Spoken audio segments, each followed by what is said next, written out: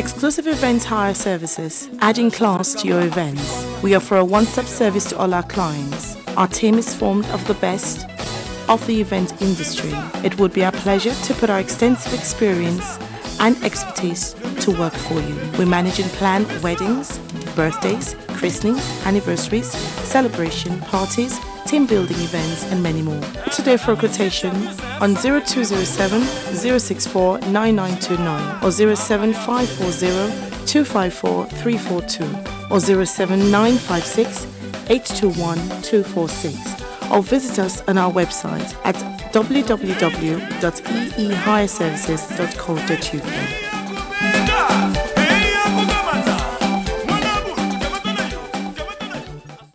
Pleroma Magazine, your #1 Christian magazine featuring inspirational articles from the pulpit, finance and planning, music review, events and interviews from the Christian community. Reach your target audience by advertising your product or services. Call us to advertise or subscribe on 0203-538-3856 or visit www.pleromamagazine.com. You can follow us on www.facebook.com/Pleroma Magazine, twitter.com/Pleroma Magazine. Pleroma Magazine. Enjoy fullness of life.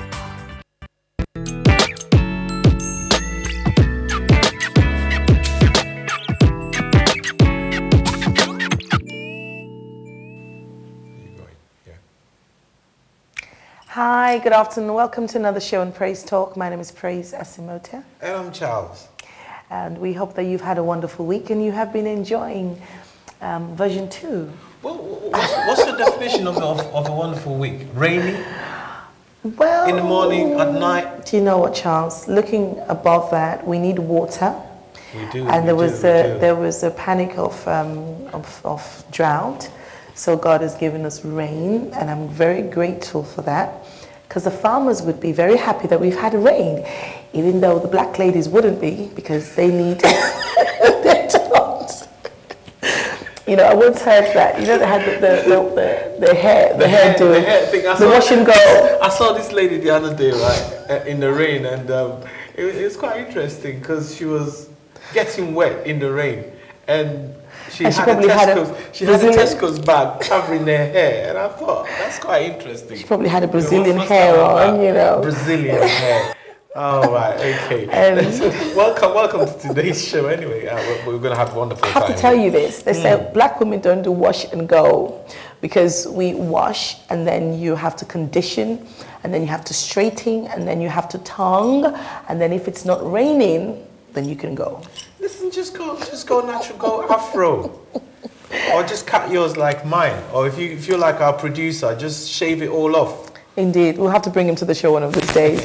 But you know what? We have a wonderful show ahead of us. We've got highlights of the Women Conference. In Worship Conference. Women in Worship Conference. Yes, it was awesome. I know we briefly talked about it last week, but we've actually got a pictorial for you.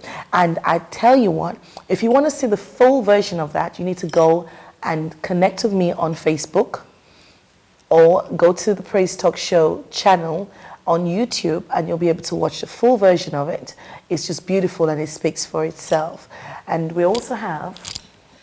We have an artiste. I tell you what, we have an artiste coming in here. You know, I always, I'm artiste, a bit artiste biased. But before that, we actually have the founder of the Melqosh Foundation in here. She's going to be talking to us about an event which is coming up in June. I think it's June the 4th, isn't it? Yes, the bank holiday of June the 4th. Bank holiday, June the 4th. So keep that date free in your diaries. Yeah. We're talking about an artist. How about we watch a video by a group that will be performing at the Africa Gospel Music Awards, which is taking place in July. Yeah. And we're talking about an award-winning group, goes by the name of Melqosh. So check out one of their latest videos. And we'll be back after this.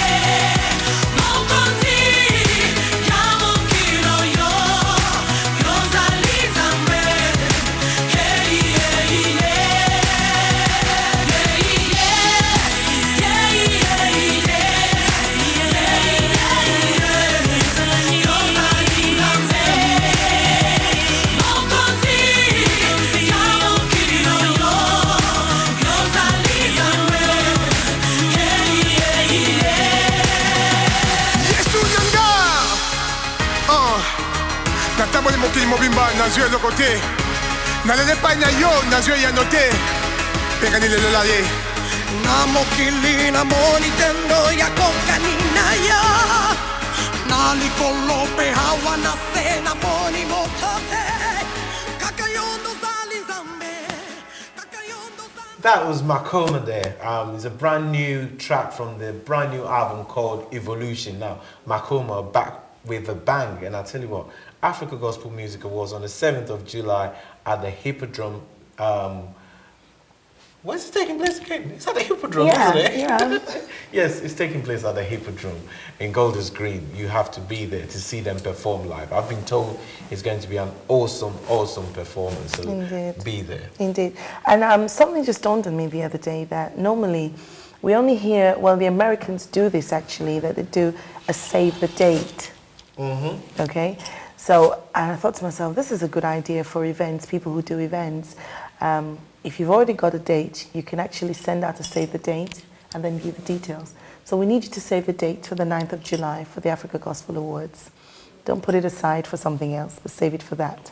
And also save the date to the 4th of June for the Sierra Leone Peace concert that will be taking place. Details will be on the screen at the place, 18 to 19 Crims Court Street. But we've got the founder here with us, and goes by the name of Faith Okrafo-Smart. She's a lady with a big heart, and she's been on Praise Talk before, but I welcome you again. Welcome to Praise Talk. Thank you. How are you? I'm fine, thank you. We're all in purple today. Well, you might not be able to see mine, but it's so vivid that Charles and Faith are doing It wasn't planned. It wasn't planned, but it's a color combination. Melqosh, you are vibrant on Facebook. Thank you. Do you get paid for it? Not yet. Not yet. But tell us about it. What does Melqosh mean?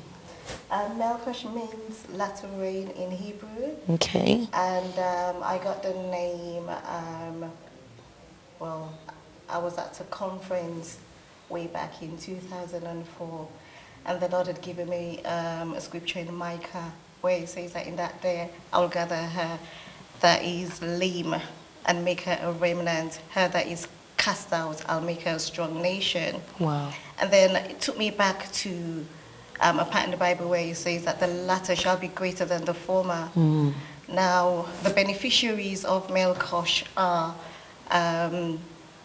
the amputees that had their limbs cut off during the war in Sierra Leone, the 10-year war. Mm. And yes, we had a former reign of affliction. Mm-hmm. We're believing God for a latter reign of restoration, Amen. a latter rain of rebuilding, a latter rain of empowerment for these women that are lame, believing God that they will become a strong nation in Sierra Leone. Amen. Amen. And you have been doing quite a lot of work with Melqosh Mission.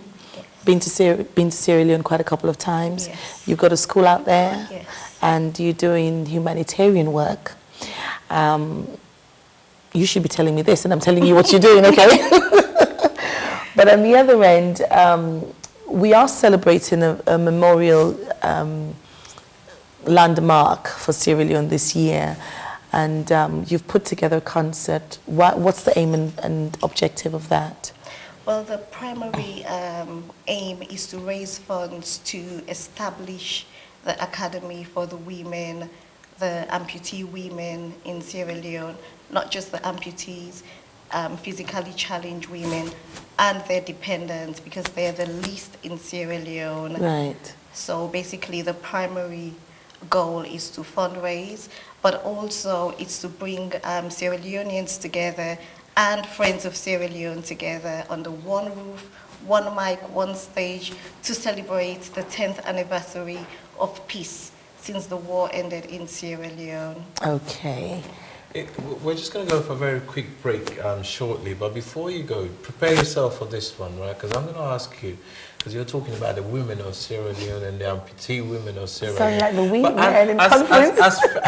as far as I'm aware, you know, Sierra Leone has men who are amputees as well. So when we come back, she's going to tell us about why she's concentrating on amputee women, and she might possibly explain to me why she's not talking about amputee men as well. So let's go for a very quick break, and when we come back, Faith will be here to tell us about why her emphasis is on women. To a celebration of peace concert honouring the 10th anniversary of peace in Sierra Leone. For everything there is a season and a time for every purpose under the heavens. A time of war and a time of peace. Come and enjoy an evening of electrifying rhapsody, salted with music, storytelling, drama and poetry. Peppered with culture, heritage and a hope to help the marginalised. With gems of Sierra Leone and friends of Sierra Leone, under one roof, one stage, one mic. A family day out for all.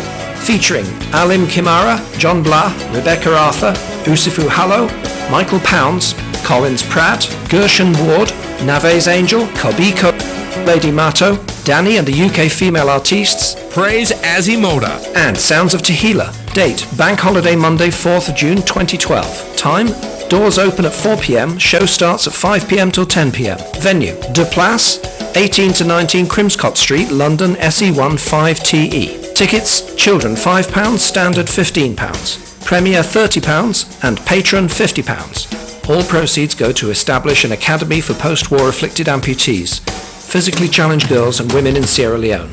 Come and let's make history.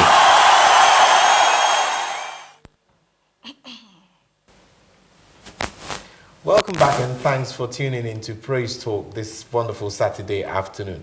And before we went for the break, we were actually talking to Faith, who is the founder of the Melqosh Foundation. They're actually organizing an event on the 4th of June at the place or the place. Is it you know? I've heard that. Someone say the place. the place, but it's the place. That sounds a bit French.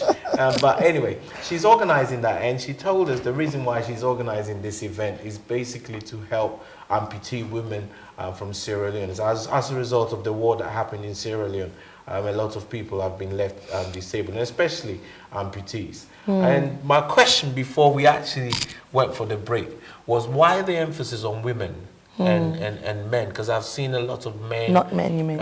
You know, sorry? Not men. Not men. So why not men? You know. Well, I'm glad you asked. There is a foundation for amputee men in Sierra Leone, and they've set up a football team for amputee men. So even though they are disabled and they have one limb, you should see them playing football. They're just so awesome. And there are quite a few charitable activities happening for the men. Now, I said to you, in 2004, the Lord had given me this vision to go with. And you know, when God speaks, he gives you a precise, you know, the Word target and direction. the target beneficiaries that, you know, that we should focus on. Right. Majority of these women, when I went to Sierra Leone in 2008, I did a feasibility study. What I'd realized was that these amputee women were now mothers, and single mothers at that. Men had gone with them and put them in the family way and abandoned them. So they're not just amputee women, they now have dependents who are more acutely vulnerable. So hence the reason why we are focusing on and you know, women. I mean, thinking about that, unfortunately, within the African culture, women don't have the position that men have. I mean, and it's quite interesting that she's mentioned that there's a football team for men, and there's so many things that they've done for the amputee men, but the women have been put, because women are kind of like classed as second class. But you know, God obviously saw that, and he used you to fill in the gap. And what are some of your experiences in meeting these women, your experiences meeting these women on a one-to-one? What are some of the experiences that they've had, that they've shared with you? Well, of course, we're talking about the physical amputation that these women endured, but majority of them have to also deal with the mental and emotional amputation that they endured during the war. Right. So there has been a mixture of experiences. You have a lot of them that are downcasted. Majority of them are isolated. Majority of them are barely living under the auspices of their relatives. And then you have the ones who have a mindset to do something with their lives. You have some of them who want to be independent. They don't want to live on handouts. So you have from the high, they're quite polarized from one extreme to the other. And what basically we're looking to do, well, Melqosh is looking to do, is to basically bring them together where we can now educate them, we can now train them to get to find their vocation in life. We all have a purpose. My purpose is Melqosh. You know, so they have a purpose also to fulfill, wherein they would not just be, you know, living in Sierra Leone or just going about, you know, having to beg somebody, to, you know, or ask a relative to help them, but they can also contribute in mainstream society.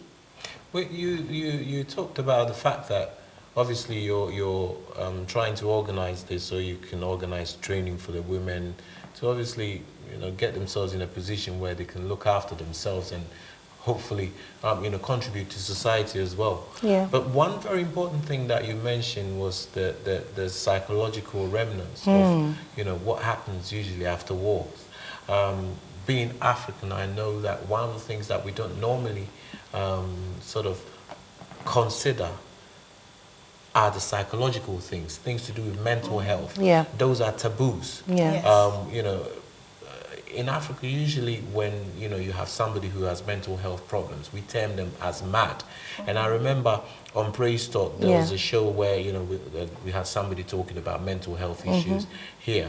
How are you able to sort of contribute in that respect? Because you talked about training people, but, you know, are you doing anything, or is there anything set up to cater for the psychological needs of these people as well? Okay, well, we're believing that apart from the vocational facilities that will be provided, would also have a center for rehabilitation, wherein these women will go in, where they would not be renewed just in their body or getting a vocation. They'll be renewed in their mindset. Their spirit man would also be renewed. So we would also deal with the body, the spirit, the mind, which is, you know, the fuse box of the human being. So basically, yes. And also would also be providing Medicare facilities, would also be doing life skills training. So it's going to be quite diverse and empowering. I have an example of a lady who is disabled. I went back in 2008 and I happened to meet her, and she couldn't afford to pay for her school fees, and she was in the 3rd year of her secondary schooling. So I paid, and the remuneration was very, very low. I paid for her school fee for that term. When I went back in 2010, she said to me, I'm actually in my last year. I'm just about to complete my secondary education. Wow. Now that, for me, was an example or model of what we're looking to do for these women. And I'm believing God that would also help her to go further in her education and also become a teacher. Yeah. So that she can also empower, her counterparts, for them to know that just because you're physically challenged doesn't mean that you cannot do anything with your life. Right. And on that note, I just wanted to point out that you've mentioned obviously that you're doing an academy, but what we've also heard that it's not just an academy for, because somebody will probably think that it's for young children to be educated, but this is going to be encompassed with adult education. And this is a call for the Sierra Leoneans in the diaspora to have an opportunity to contribute to a mission, a charity that has been set up here that would be actively involved in people that have been afflicted by the war that was over 10 years ago. Now, the war was over. It's interesting that I went to Sierra Leone in 2005. And even though it was over, you can still see the effect of the war in the country. And there's after effects of rebuilding, and it's not just a rebuilding, because it's very sad, I have to say this, that I was in a hair salon, this is some years ago, and I was talking about the development of Sierra Leone, and somebody said, oh, Sierra Leone has developed. You should see the houses that the people have built. You should see the cars that the people are driving. Oh, they're wearing the same clothes that the people in England are wearing. I was so disgusted with such a statement. That we see development with the houses that people are living in, or the cars that people are driving, and the clothes that they're wearing, and forgetting about the human beings that needs to be rehabilitated back into society, that have been affected. One of the mistakes that we make is we usually equate development with some of these things that, we're talking about, the houses that people are building and stuff like that. And I often get people talking about things like that as well. But I think, one of the things, two things.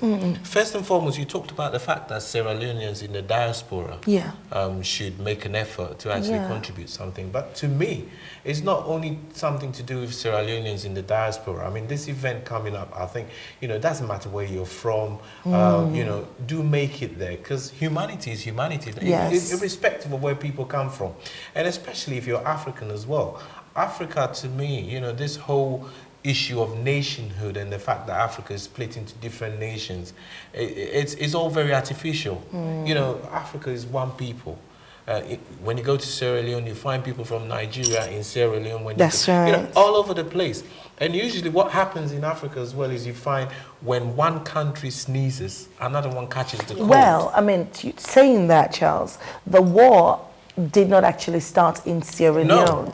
The war started in Liberia, and it spilled over into Sierra Leone. And it ended up in Cote d'Ivoire. And what do you have in Cote d'Ivoire? You have people from Cote d'Ivoire moving into Ghana. Wow. And, so it's we're all connected. We're all connected. Coming back to the issue of people building houses, which Pastor Praise was talking about, I think we'll be making a great mistake, especially those of us from Africa in the diaspora, when we go back and we see the houses that people are building, and we hear about the fact that a lot of African countries now have some natural resources, and we're equating that with development. Because as you rightly mentioned as well, Faith, is that one of the things that we find in Africa is societies are very polarized. We have the extremely rich and the extremely poor. Yes. My experience of engaging with these communities is that the richer are getting richer and the poorer are getting poorer.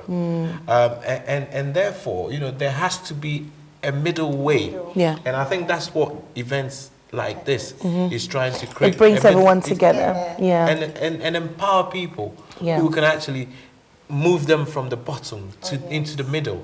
You know, there's a Chinese proverb which basically says, and I think I'm paraphrasing this, but if you give a man a fish, you feed him for a day. But if you teach them how to fish, then they can feed themselves for life. Wow. So, you know, you have to make sure that you go to this event. Yes. You know, we'll talk about the tickets in a minute. I like what you just said about, you know, giving a man a fish, because our mission statement is train a physically challenged girl and you help her become a destiny carrier of tomorrow.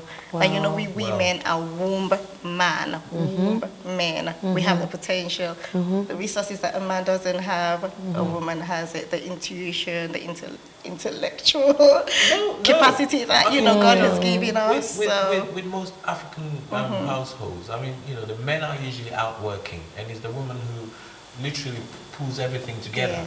You know, and we know how much our mothers contributed to our families. You know, women went out to work, and I'm not saying that, don't get me wrong, the men are very hard working as well, but our women are, you know, very industrious. Very industrious. They do contribute a lot to the upbringing of children, you know, to managing the home. I mean, when I was growing up, what I saw, most dads would put the money on the table, and it's up to the woman to manage it.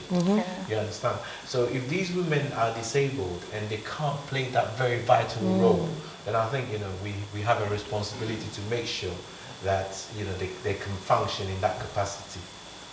Well, it's going to be a paid-for event. It's not a free event. And a package has been put together for you. You've seen the advert. We've got the well-knowns and the not so well-knowns and the to-be-known of Sierra Leone. And also, we've also got friends of Sierra Leone. Somebody said, what's Michael Pound doing there? Well, he's Nigerian, so he's a neighbor, he's a brother to Sierra Leone, but never mind. This is what I was saying, isn't it? It doesn't really matter. It doesn't really matter. Angel is half Nigerian and half Jamaican. Wow. So we've got. I mean, somebody like Champ, who's just celebrated his 50th. Oh, belated birthday, sir. He's a seasoned all-rounder musician that will be there. We have a very own Dr. Blah, Pastor Dr. Blah, John Blah. He was known as riding a Molanke. And he was actually an activist in Sierra Leone that God has saved and now is liberating the lives of people. We have our very own Rebecca. Rebecca is an origin of Sierra Leone as well. She's quite vibrant. We have somebody, Yusufu. I've known him since I was a little child. He was actually not so far away from my house, where we lived in Moritown. But he's a drummer, but he's a storyteller, and he's just quite original with what he does.